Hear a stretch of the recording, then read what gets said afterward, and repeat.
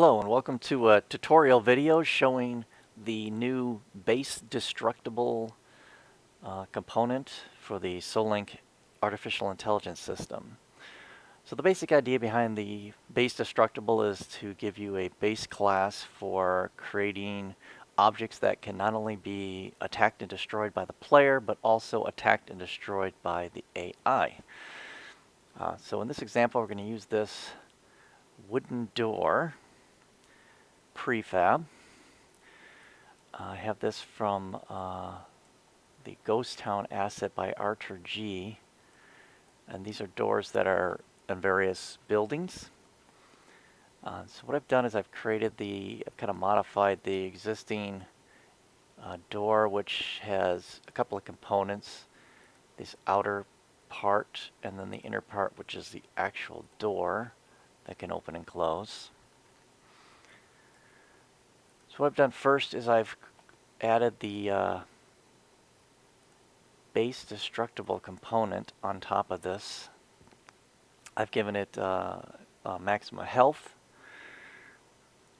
and I've also added this maximum damage range so that you have to be within a certain range in order to damage it. This is useful so if you don't want somebody to attack it from long range, then you can have this minimum range. I can set some damage sounds, so every time you attack it, it'll randomize these impact sounds.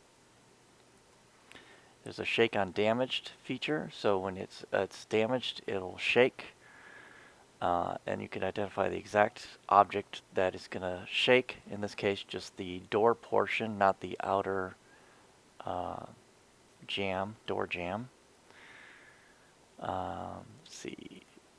Death spawns. This is things that will spawn when it's destroyed. In this case, I've added this dust explosion. So when the door is destroyed, you'll see a dust explosion. Deactivate on death. I'm deactivating the door itself on death. And on the on death event handler, I also disable the nav mesh obstacles. So I have a nav mesh obstacle on the door itself, actually on the main object here. So this will prevent any AI from attempting to get through the door when it's closed. That, I believe, is pretty much everything. No, actually, no. There's also the factions. So what I do is I set this a faction, just like you would set an AI faction. In this case, I'm setting it to what I call enemy target. And faction relations, I don't need that. It's not going to need to attack anything. It's just a stationary object. However, what I've done in my AI, the zombie AI, I go to the SoulLink AI unit script and find the faction relations, and this one does not, okay, I didn't do it for all of these apparently. Didn't realize that. Zombie D, this one I do have a, Zombie D is hostile to enemy target.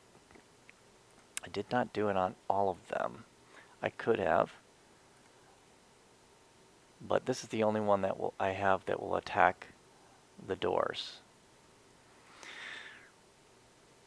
And that's basically it. So what I can do, let's just make a sample scene for this. I've got a navigation test scene that I was using.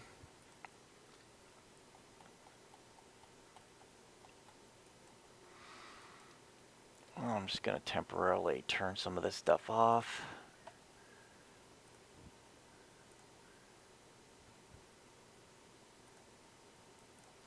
I'm just going to go ahead and put the door in here.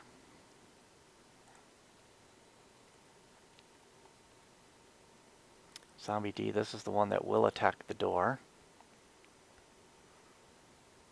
So if I run this, it should detect the door and approach and attack it until it's destroyed. Let's give that a try.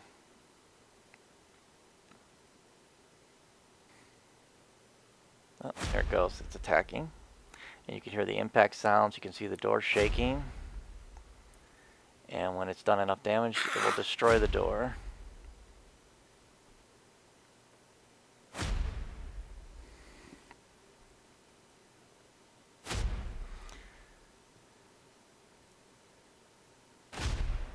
And these zombies are not as strong as they should be, maybe? Come on. There we go. Okay, something... Oh. Okay, so we did not see the dust explosion.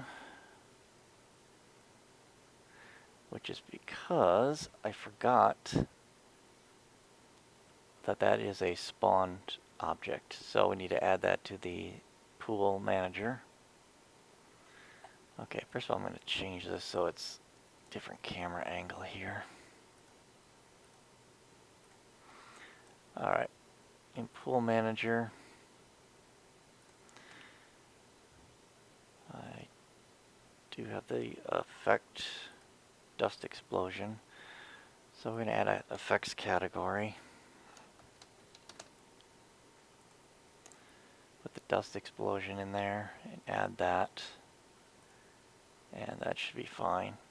Alright, so with that, now we should be able to see, you know what, I'm going to change just for the purposes of this demo. We're going to change this so it doesn't quite have so much health. Give it 50, and it'll destroy the door quicker. Here we go.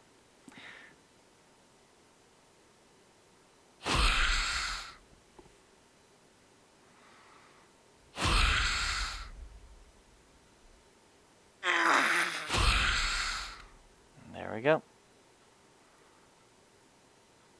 Now I can actually walk through the door.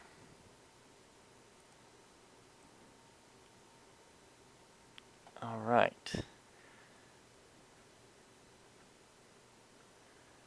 Let me give another quick example. I have this toxic spider nest. This one's a lot more complicated. I did a lot of things with this. I created this little pile of barrels and a tire and some concrete blocks, and I put spider webs all over it. And I've actually made internal to this a spawn area, which is a toxic spider nest spawn area. And within the SoulLink spawner, I have it so that that spawns the toxic spider AI. I have it so that it is resettable, and upon elimination, it will reset every 6 seconds, and it'll add 1 spider. So it starts with 3, then every 6 seconds after you eliminate those, you'll get 4, then 5, then 6, and it'll keep going until you destroy the nest. The idea is you come in, and you're going to start fighting it, and until you destroy it, you're going to continue to have to be harassed by spiders. I also added a radiation damage, which uses this damage health script.